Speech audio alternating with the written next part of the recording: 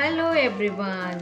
तो ये आ गया है अक्षु का डो। तो इसमें 8 tubes inside, so no stain non sticky. Okay, so ये है बच्चों के लिए।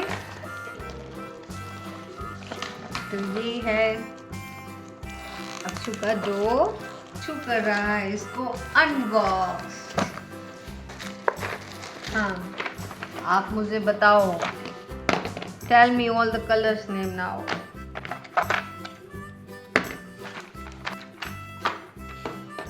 अरे wow, what is the inside? Let me C.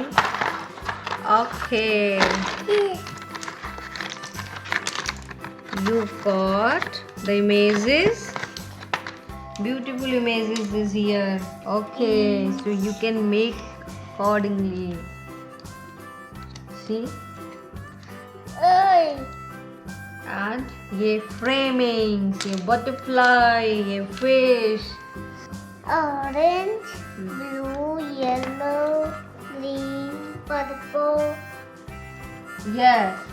Pink, red, green, purple, turquoise, yellow, blue, orange. Uh-oh. I got it.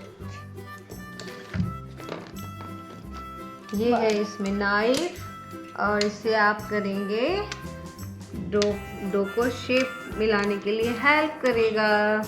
Bye-bye.